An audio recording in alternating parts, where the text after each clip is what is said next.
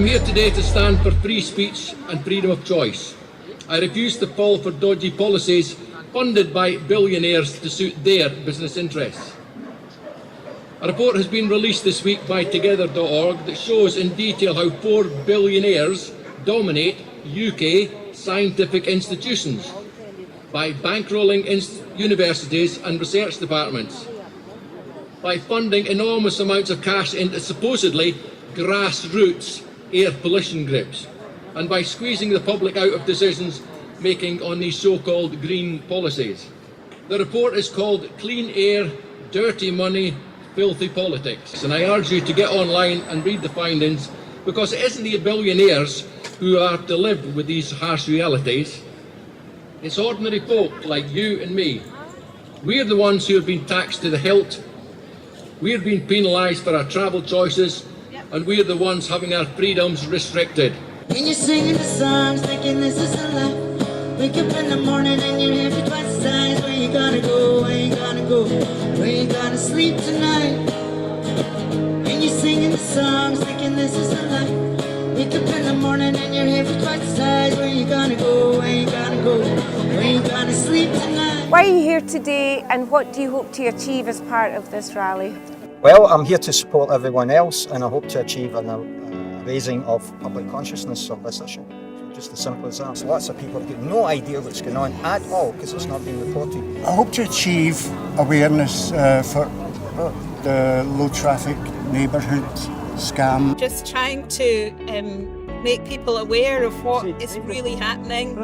It's unprecedented that we went into a lockdown, which was previously a term only used in prisons. Hope that more people find out about this, because too few people know. They don't realise the danger that we're in. There is a steamroller on its way rolling down the hill over all of us. People don't know. They have no idea the danger that they're in. They have no idea of the policies, the agenda, where it comes from, where it's leading to. And they are assuming that lots of good people have looked into this and they've vetted it all before it ever happened. No, didn't happen. And nobody agreed to this. The funding for this must have been off the charts. And it's happening. And the only thing that's been invested in our communities is the infrastructure to ensure our compliance. Well, I've been with Together for the last year and a half now. I've been helping organise or run the local monthly meetups. And back in July, we organised a public forum event for low traffic neighbourhoods, low emission zones, 20-minute neighbourhoods, things like that. And I personally invited all of the councillors, invited many of whom are on the various councils and committees, the environmental and transport committees, to come and argue for the policies. And none of them came, none of them attended, very few of them responded. So I'm here because I think a lot of people are frustrated by not being listened to. Yes, there are people on both sides, people for the policies, people against them. But I think the last year and a half has shown that whether it's COVID, whether it's the World Health Organization, that many of the systems that we rely on and we thought we could trust, we can't trust anymore. Well, I'm here today basically for the future freedoms of my grandchildren, freedoms that I've grown up with and that we know are seriously in danger. And I don't want them to grow up thinking that freedom of speech is a myth.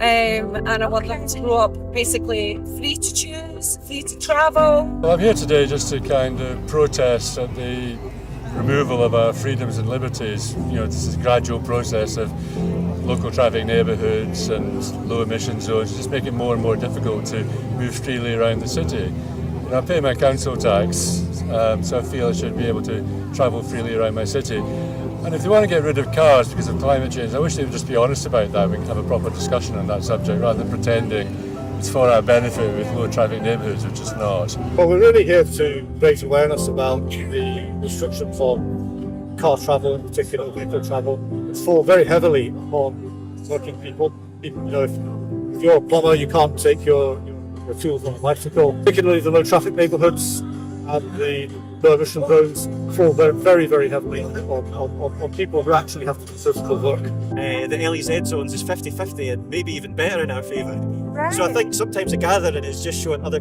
people that there are other people that think that. Yeah. So I think today that's probably what we hopefully gained.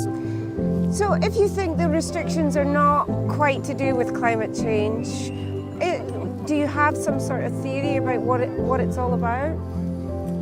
I'm of the opinion that a lot of people in these government positions, or at the level of implementation of these policies, do think that we have a problem with our climate, Yes. and we do need to address some issues, and reducing the amount of emissions is something that we need to do, and one of the ways we can do that is by reducing people's ability to move around in vehicles that produce emissions. So I'm here with everyone else just to say, well, let's have these conversations, and we won't cede our sovereignty and our freedoms to, well, political and financial corruption.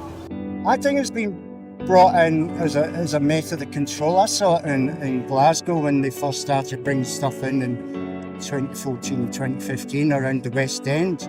It was a money-raising scheme, you know, and the way they did it as well was really sneaky. They had a wine and cheese night one night in one of the church halls in Partick, which turned out to be a public consultation. Patrick Harvey organised it. Yeah, and so they had everybody in there, they gave them a glass of wine, you know, and they had a chat and all the rest. And then they put forward the public consultation, and everybody was, yeah. My goodness. And that was a pass. Well, if it was about climate change, surely the restrictions would be on the people that are flying in their fancy jets, normal everyday people, you know. I go from like the town I live in to the town they live in, and wherever I go. But if it was about climate change, it would be on a much larger scale that they would be cracking down. You know, like my carbon footprint is literally zero compared to others, let's just say. You know, the people at the top, the people who are imposing these things. Yeah. Simple as that, you know. My feeling is that the effect isn't actually achieving what the objective is.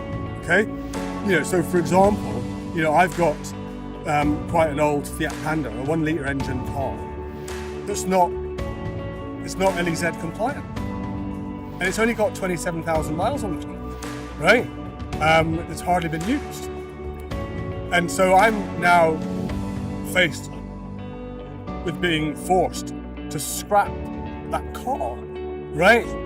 And the carbon footprint of scrapping a perfectly good car with such a tiny engine and low fuel consumption seems completely stupid. Into Glasgow, and it's actually reduced the air quality.